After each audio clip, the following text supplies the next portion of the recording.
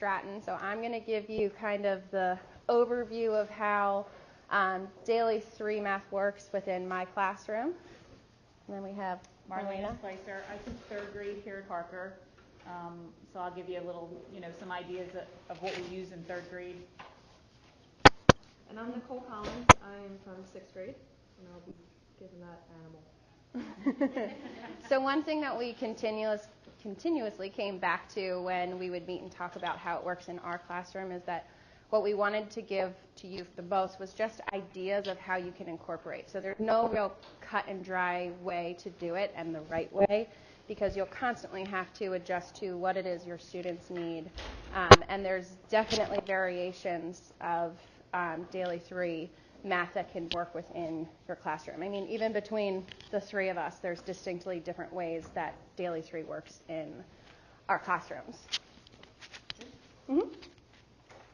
So today I actually thought of this picture, and I incorporated it today because I was like, oh, it is kind of like you're like doing 1,000 things at once. So I was like, oh, this is perfect. But it is, in a sense, controlled chaos. At first it seems overwhelming. You're trying to balance centers and management and within the centers and the kid who's calling out all the time or any of that stuff.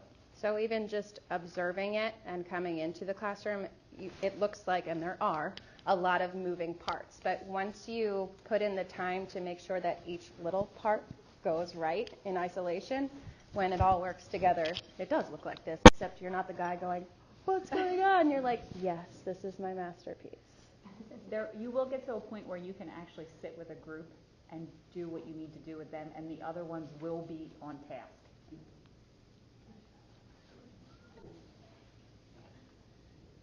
Oh, yeah, we need somebody to click the video. So we have some testimony straight from the kids about how they feel about math centers and how it works for them. And so this is first grade. For 6th grade, they're very, they were freaked out by being on camera. So they were very, they had write little bullet notes. And, so you'll see them looking. They were very concerned about giving you valid information. So this one is first grade, not 6th grade. They're about math, and I love math, Oh. Doesn't it sound like it's overlapping? Or no? No, there's kids talking in the background. Okay. And do our math centers stay the same the whole school year? No. When did it change? We're not learning subjects. So that's coming straight from a first grader, and she was not fed any lines. She really knows that that's when the activities change. What do you find important or like about Daily 3?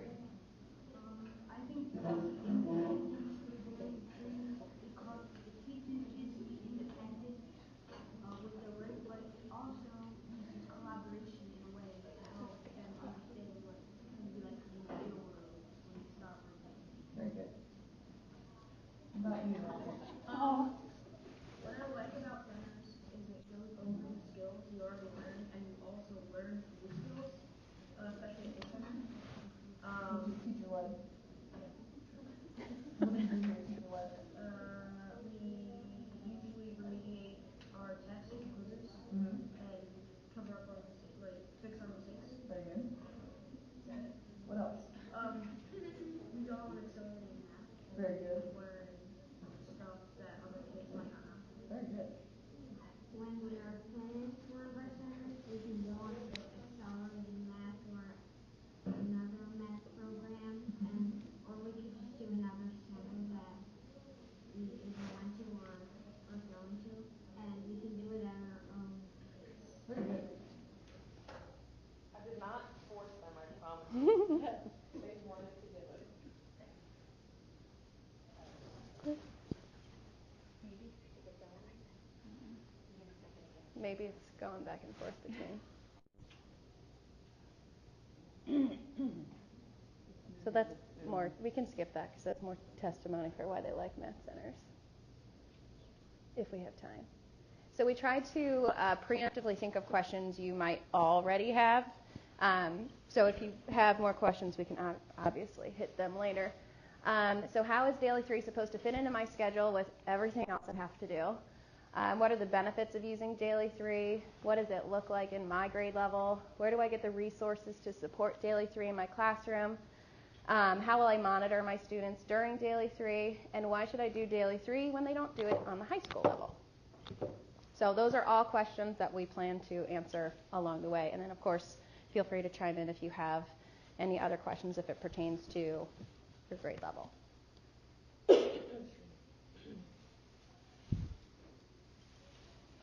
So I think we mentioned it before, but the biggest thing as a precursor to even starting or considering doing Daily3 math is the management, the behavior management piece, how you're going to manage the actual activities within your centers, and how to communicate that to your students. Always model before letting your students try out each center. For me in first grade, I spend probably about 6 weeks, really the first 6 weeks of school, going over what each center looks like, what your choices are, what you can do if you finish your work early. There's always options so that they're always working and working towards something that means something to them. And they don't bother you while you're doing your small group. Yeah. And then, of course, working on their independent level. At least what I found in first grade is kids have this great way of differentiating for themselves. So even when I've modeled how a game works, I have got a handful of kids in every grade level that's come through, and they said, okay, well, I have an idea. Let's make it harder. Let's make it so that you can only move your space if you get 3 questions in a row. And they have this great way of naturally doing that. But again, the first 6 weeks of introducing how each center works, like we're talking a week per center for me. We do the same thing in third grade. I mean, the whole first 2 months of school are spent practicing one center at a time until they have mastered how to do that center. And we even practice how to move from center to center, and that's just me being a control freak, but I don't like the chaos when they have to shift centers, so we practice how to do that. And the time that you put in the beginning is the effort that you're going to get out on the other side. So again, the control freak thing, I go over how my math centers should look after math centers are done. Like everything has a place, everything. And I use the analogy, I don't go to your house and use your toys and then leave them out for you to clean up. So don't do that here. And again, it's a whole long process, but again, putting in the time and the effort to teach that in the beginning. Right now, in April, I don't have to say it. And I have a train whistle that I blow when they transition to every center, and I don't even have to say anything because they already know what I'm going to say. Yeah. And then they do it. So it's a lot of work to put in, but it's well worth the work because it's less stress now. Oh, and I have a little video. So this is the beginning of my management. I actually use a visual menu that the kids color in to track their centers. So can you tell me how our Math Center menus work? Why do we use them? Because so we know what we're doing. Okay. What is a center that you always have to do? Math by myself. And which one is that on the menu? Okay, so you have to do that one every day. Do you have to do all the centers every day? No, you can only do 3. Okay, because why? Why can you only do 3? You can only do 3 rounds. Very good. Why is it that you have to do math by myself every day? What does that have to do with? Because it ties in with your learning target. Good. So you don't do all the centers every day, but how do you know which centers to do? You pick your center and then you color it in green. Okay. Do you always color it in green? No. What other color might you color Yellow. when you color it? Why yellow? Because then I'll follow the directions. Ah. What happens if I miss a day of school? So let's say we didn't have school on Monday. What do I do about my math centers on Monday now? You're gonna cross it out with the marker. And then just start where our week starts. Very good. What do you do with these at the end of the week? You hand them in. Why? What happens to them? Mrs. Bellum, she checks it. So Daily 3 math works differently for me because in first grade you have 10 minutes to make your point, and then you lose them, which I'm sure you actually find in older grades too. But first graders love having lots of different choices. So my menu actually has a menu of, I believe it's 5 choices, but we only do 3 rounds. And then there's one center that they have to do every day, which is math by myself, which also coincides with my math with the teacher time. So that's the time that I'm also enriching for the kids who finish early and pulling them for extension activities and things like that. And then I'm also remediating for other kids who need a longer amount of time to finish the work or more support to finish the work or reteach the learning target to them. And so they know they have to do math by myself every day, and then they fill out their menu, which is a reflective piece. So green means with minimal help or reminders, they did what they needed to do. Yellow is they color it yellow when they needed a lot of reminders, or even after I explained how an activity works, they weren't really paying attention, had to ask again, things like that. So by the time they hand it in on Friday to me, it's a reflection piece, and I can easily look at it and say, all right, they're clearly avoiding doing this center. So I can make a suggestion to them because they get the feedback back from me saying, make sure you get to math with boards this week. So it's just an easy way to communicate back and forth with them with minimal analyzation. And that's just how my math centers look in my classroom. So they need visuals for what they can do.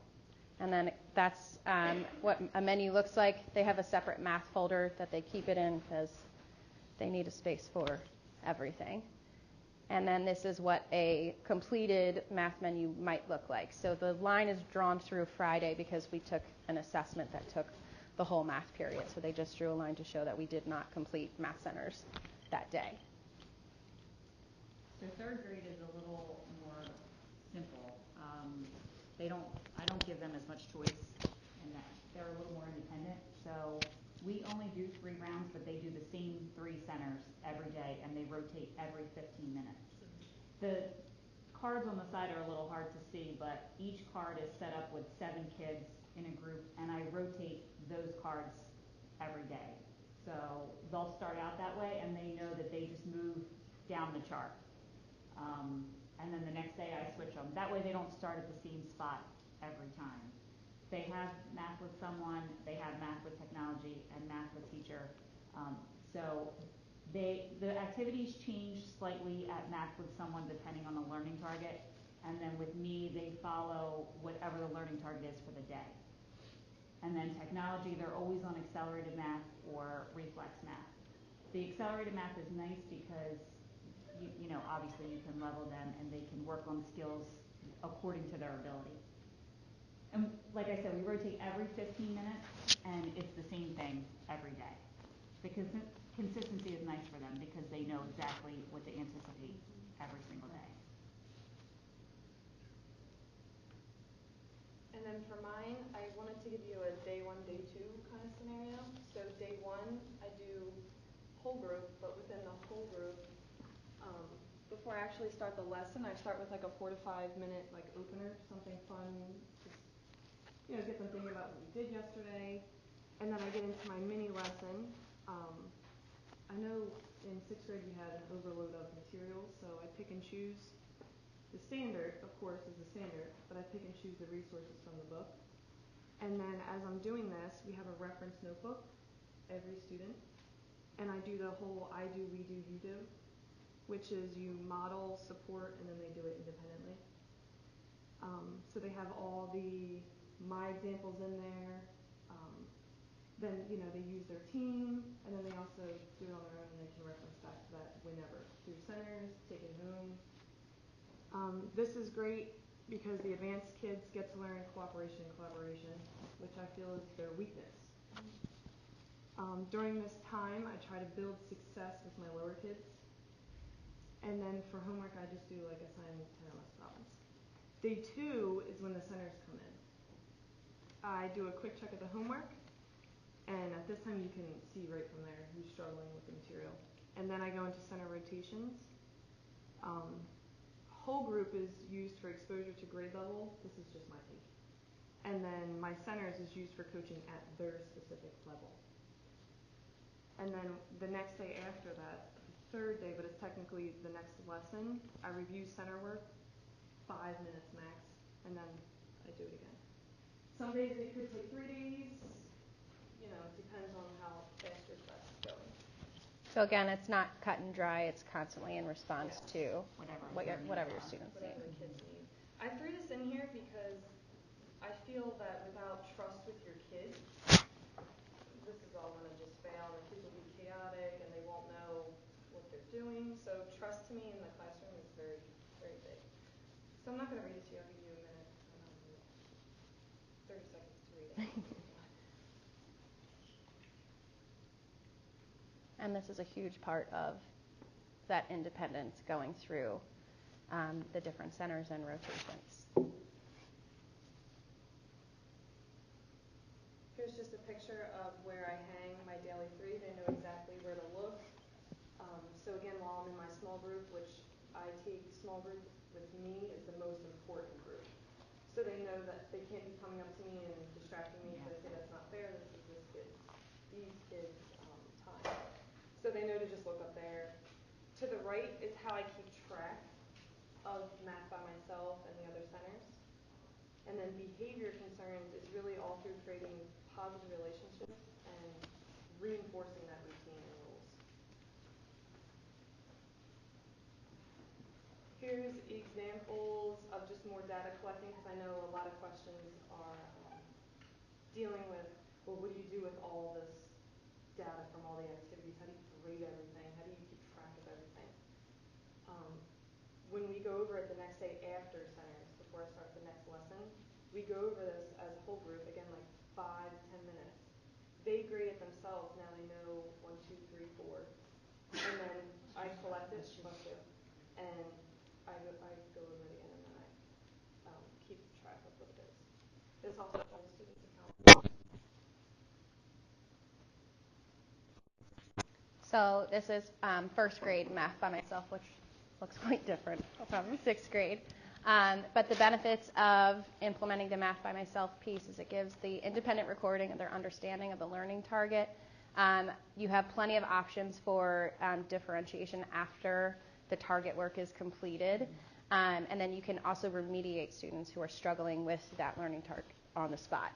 And then for me personally, in my classroom, this year at least, students can choose when they would like to complete this work. So I start with a whole lesson, a whole group lesson that's not more than, again, 10 to 15 minutes, because that's how long I have to make my point.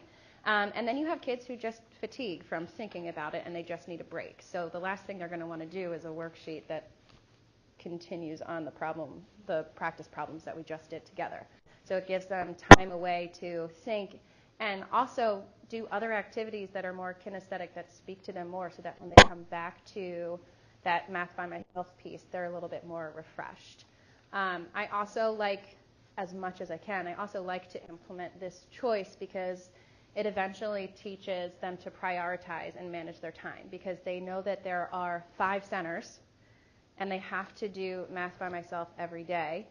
And then there are other times where they'll have to go on math with technology. So they have to learn to prioritize math by myself or save a spot for it. And in an age where we all have trouble managing our time and we've, taken away some of the play time, this also incorporates their freedom to choose and experiment and not be afraid to be wrong about something, because there's so many different activities that they can play around with. So that's just a quick video of someone I'm sitting with doing math by myself. She's just reading a word problem that she was struggling with, but once she figures out she knows what it says, she's got it. On Sunday, they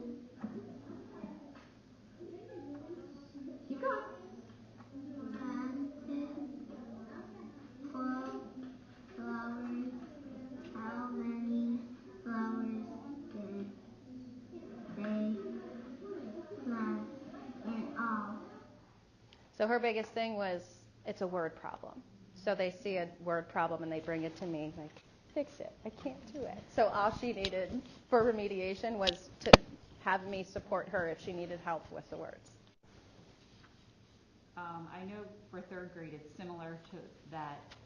Without the choice, the math by myself, I don't include that as a center for them, but when they're with me, I will go over whatever the target is, go over the work that we've done together, and then I give them independent activity to complete while they're with me. And whatever that typically is, I will score right there in front of them, and that score will go on their scale to match that target. And then a lot of times I have a couple, especially in my lower group, that won't finish that, and they can take that back with them, and they'll complete it during common time, and then I can bring them back for remediation. Mm-hmm. So even though I don't have that center, they're still getting that dependent portion. And mine is pretty much the same. It's a lot less complicated than that. It's, they're at a center, and it's strictly independent. So then by the time I tell them to hold their questions, by the time they get around to me, or even after comma time, we can address questions that they have with it and so forth. So as I mentioned before, math with a teacher for me happens simultaneously while math by myself is going on. So you all know you have a group of students who always finishes early, and they're like, clearly I've got this. What else do you have for me?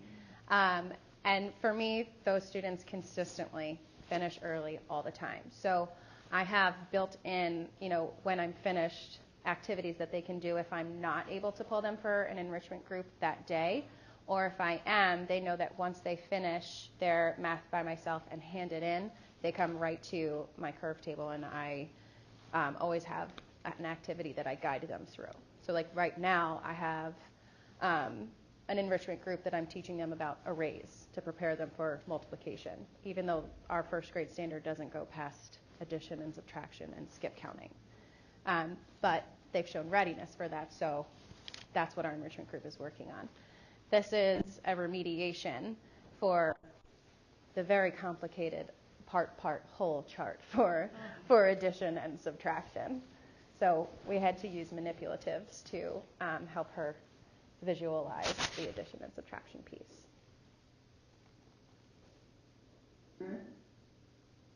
What they show you.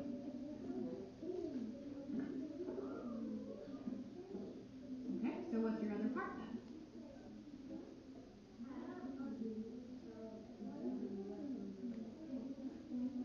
There you go. So you just have to remember to start with the whole each time, and then you're flipping over the part that you know and counting your other part. So that was remediation on the target that day. Third grade's basically the same thing. Math the teacher is going to refer to whatever the target I did for that specific day in whole group. I also use it for remediation and enrichment. Right now I have a group that's working way above the rest of the class. For example, when we were working on multiplication, my two low groups were just memorizing their times tables. This enrichment group was working on double-digit multiplication. So I take whatever that target is and just go a couple levels above for that enrichment group. And they will also, when they go to math with someone and practice on whiteboards, they'll do that higher level math on their own. I don't even have to tell them to do it. Whereas the groups that are struggling, they'll stick with what they're comfortable with. And this actually is the enrichment group, and they were working on something in the book, but then they will have another activity to complete that's higher level. For me, math with teacher, I did activities and resources as well as the structure. So I'm going to do the structure first. Of course, it's more guided. I'm there. It's at their instructional level, so it needs to be slightly challenging is how I gauge it. I do an intro to the task. I want to, always ask myself, will they even be successful at this? Because just like they both said, I'm getting into 7th grade skills, so it's to a point sometimes where it's like, oh, this skill may be too high. Just as an example, negatives and positives, the whole adding, multiplying, we started doing that. So students work independently as the teacher observes their coaches. So I'm just sitting there as like a facilitator almost. And then the main thing is that when they share how they solved this, what they did, I always tell them it's not about finishing, but about working through the problem together and realizing the skill. Activity and resources. I do, if they want to bring that math by myself work back around, we review that. Depending on the group, they are leveled. I have 4 groups that rotate around. Every group has to remediate every test and every quiz. Then the enrichment part, I already explained that. And the progress monitoring, we do by standard. I'll show you that a couple slides. And we just threw in a game. I'm not big on the games because we have a tight schedule and there's things to do and there's no time to be cleaning up games and moving. But I just threw 24 in there, and this is a mental math game, and they just love it. I have them do little competitions, and they love it. So when they're good, sometimes I'll let us do that. A little motivation. If you could get through everything that you need, then you can toss in the game. Yeah. So here's remediation, quiz, and test. I'm just giving you examples of everything that we do at Math by Myself. Math with Teacher. It's hard to see in here, but every test or quiz, there's a cover sheet, and then in the comment section is where they actually remediate their quiz with me. They find their own mistakes, and then they have to write what the mistake is next to the problem. So it's not just, here's your assessment, take it home.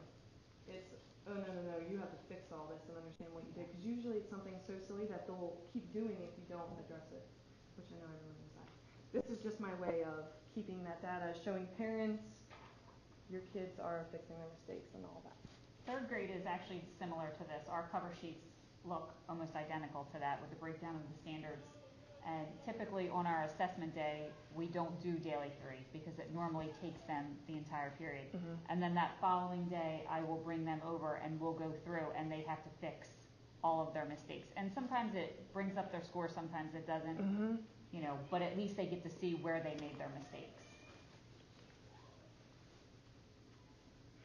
And then this is the different standard in Math with Teacher. So this is another, maybe you're enriching one day, maybe you are remediating. This is another one. Right now I'm actually tying in chapters 4 and 8, which are geometry, while I'm whole group teaching chapters 9 and 10, which are statistics. So I teach that. All their centers revolve around the whole group lesson, but then in small group I'm throwing in geometry right now to get that in. And they're doing so well with it. It's my first year doing it. Progress monitoring. To the left is what I'm doing this year, but to the right is something I'm going to try next year. It's just every standard of the in the grade. And as I'll show you the other worksheet that goes with this. It's called Exceeding the Core. Lorraine Campbell actually found it. And it's a great resource because it reassesses every standard after taught and assessed. So I'll throw it back in my spiral center, and it's a good gauge on did they really, sponge this or not. And then they record it all in here, and then they can say, oh, Mrs. Collins, standard so-and-so, I have a 2 on that. So that's been working very well. But over here, you can see there's more columns, so I can add in more things to actually see their own progress. Things other than quizzes and tests. So my kids for progress monitoring, they would cry if they saw those charts. Yeah, mine would too. So they self-reflect. So when they hand in, because I know we've got kindergarten teachers in here, when they hand in their work, I have a thumbs up bin, a thumbs middle bin, a thumbs down bin. And I explain to them very clearly that thumbs down does not mean that they stink. It means that what I did to teach them the target stunk for them. It did not get to the point for them.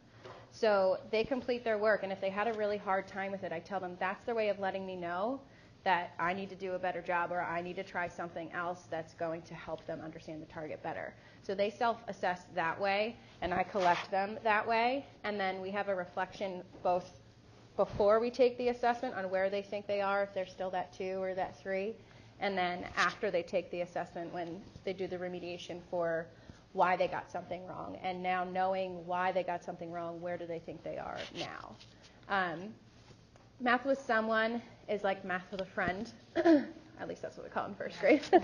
And it promotes positive social interactions between students. Again, that whole piece of learning through play, when we don't have as much time for recess as we normally do, you can still learn through play with educational games. So as I mentioned before, students often differentiate for themselves to make a game or activity more challenging or even easier for themselves. And then sometimes the students explain concepts to their peers better than we can. So for all those thumbs down kids who handed in their math by myself and were like, yeah, you really just missed it. You missed it teaching me today. I have kids who can explain it better to their friends than I can. So it gives them more time again to soak in, have those real conversations like, hey, did you know what Mrs. Wilhelm was talking about? Because I got nothing, and they can be honest with each other and honestly explain it to each other while having fun. And of course, the mixed ability grouping for collaboration. No video? Oh, sorry. No. Oh, yeah, Yeah, but that it's one okay. was I don't want to take up too much time. It's just they know how it works. It's just somebody explaining to you how it works. So third grade math with someone does give them that game piece, and even in third grade, they will treat it as a game. Typically, they're doing like fact fluency during that time on whiteboards, and they will constantly compete with one another. They only have 15 minutes, so they're not spending a whole lot of time, and I don't do games with a lot of pieces and all of that. It's, whiteboards, markers, just the bare minimum, so it's less for them to handle, but they will always play, make it some sort of game. It does typically align with the daily lesson. For the longest time we were working on multiplication, so they were using their flashcards and the whiteboards during this time. Sometimes it will change daily depending on what we're doing, but I try to keep it the same all week so that they're working on that fluency practice.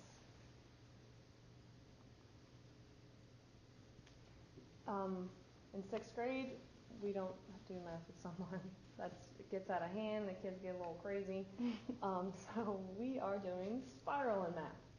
And they actually love this because after a while they start seeing like, ooh, missed the ball on that skill, but now it's back again. And, they can ask me questions. Maybe it looks differently, a month or two later or whenever I throw it in. So in spiral in math, sometimes they can collaborate, sometimes they don't.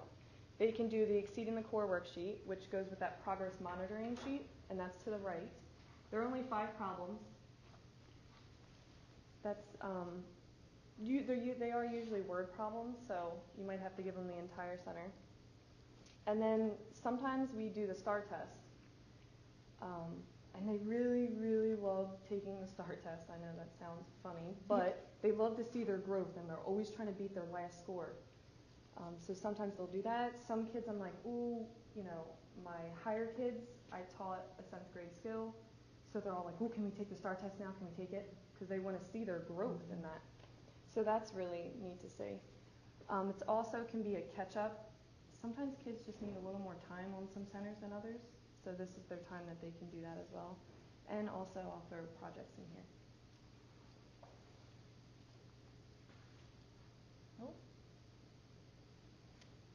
So in first grade, another choice that we have on that menu is math with boards, and that's just self-inquiry. So it's not a worksheet. It's something that you can choose individually that also has the spiral kind of review within it. I'll go back like maybe 2 chapters in addition to something that ties in with our learning target. And it's, again, just something that's more movement-based, interest-based instead of here's another worksheet for you to sit and do. And they like it because they choose the activity, they take it wherever they want, they can lay on the carpet, they can go anywhere as long as they're safe. And they enjoy having the choice. So I have a video explaining how math with boards works, because that would take the place of spiral in math for what Nicole does. Tell you what activities you have to do in the math center? No? So how do you decide? We get to pick what we. So what if the activity in the math center isn't the one you wanted to do? Then we can change the center, but we still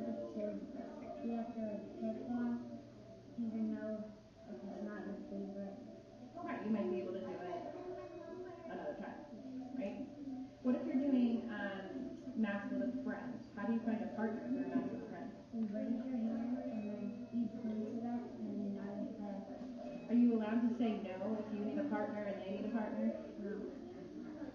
So yes, I do have to explain that to first graders. You If have you to need a explain to partner third, too. and they need a partner, you nod yes. Our last center. Yes, math with technology. So we don't have accelerated math in first grade, maybe someday.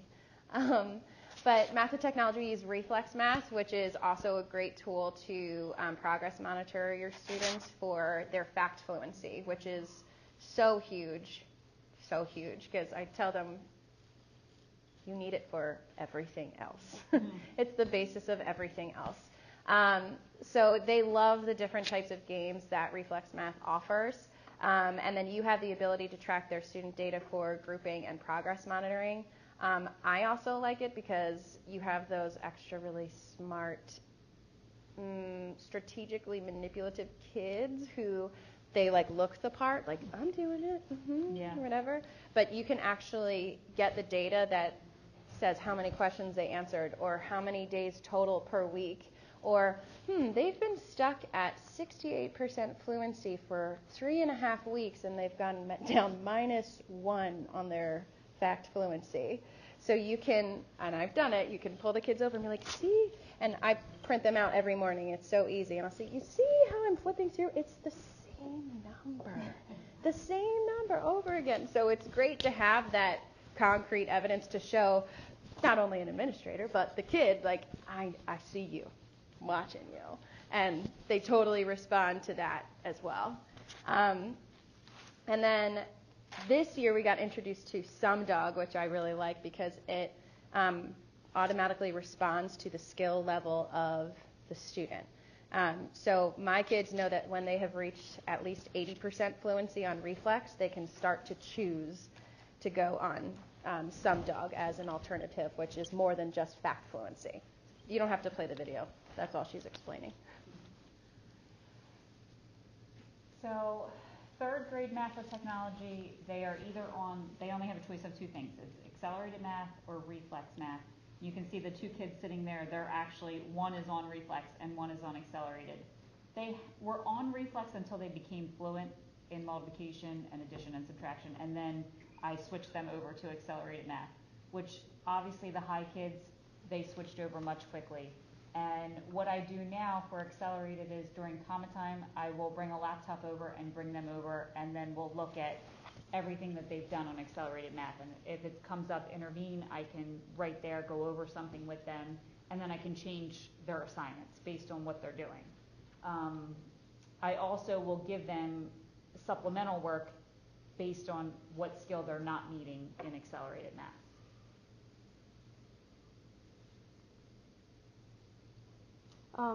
Math with technology is very similar to third grade. We do accelerated, reflex for those students who still haven't mastered.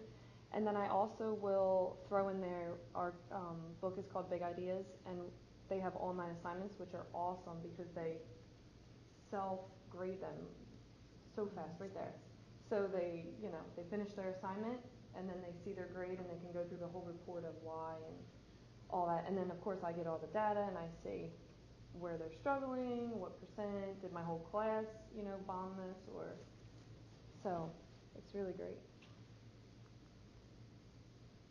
So, did we answer your questions?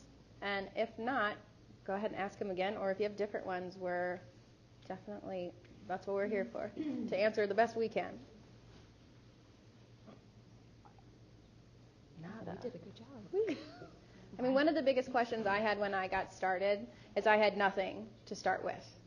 So I was like, all right, well, I'd love to do math with a friend or math with boards, but how do I get all that stuff? Like, that's expensive. And I didn't get it all at once. I started with free Teachers Pay Teachers things that I would spend my preps gluing on like file folders to help organize them and keep all the pieces together. And every time I could get a classroom order, I was ordering stuff for my math center. Going to yard sales in the summer, I got a ton of stuff. And I just built it every year. It did not start as the well-oiled machine that it is right now. I was telling Nicole, I said when I started, I had to go through a ton of trial and error, like, oh, never doing it that way again. But you have to go through making the mistakes to figure out what works best. I've had years where I haven't been able to let my students choose centers because they take tremendously long to make a choice. Or they end up Or they don't get anything choosing done. someone who's just terrible chemistry. Like just they can't work together. So I've had years where I've had to assign centers. And then the stipulation is once they can get and understand the assigned centers, they can start to choose as a reward. So I've had years where I've had to do that as well.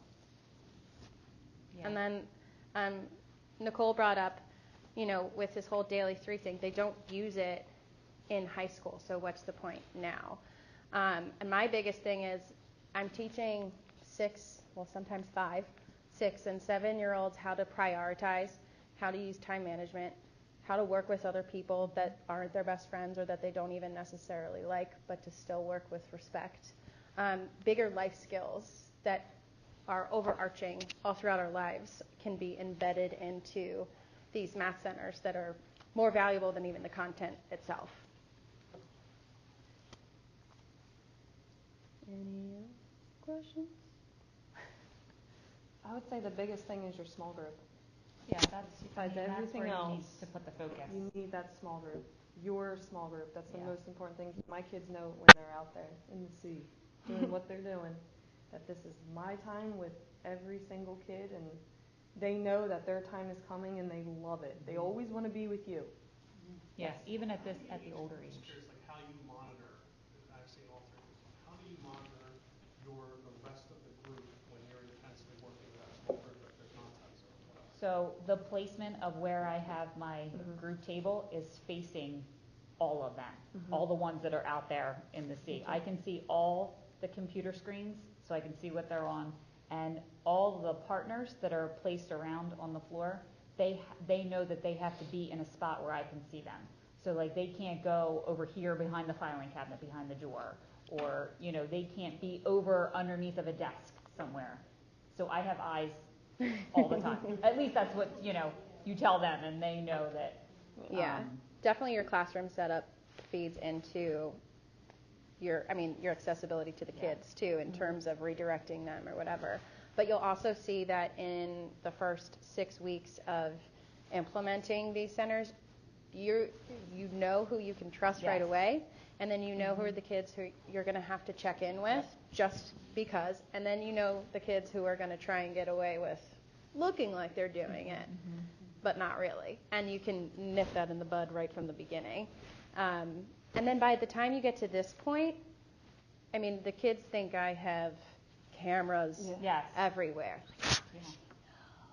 Because the behavior is so predictable. So you can tell who's going to need the extra reminder. Did you color in your menu? Did you put your name on your menu? Or I cannot even look. Yeah. They'll be in the center and themselves away. They become predictable themselves. And they're like, oh. Yeah. And then they start to monitor themselves. Like I have kids reminding other kids, like, remember she caught you last time. Like, don't do that. My kids also know that, like, they want to go to math with someone and they want to go to math with technology. So they don't want to mess it up. They don't, and they think that's a privilege. That's what I tell them. So if they're over there fooling around, they lose that for the next day. So they don't want to lose those two centers. And for me, it's all about the trust. I feel that I have so much trust with every single child.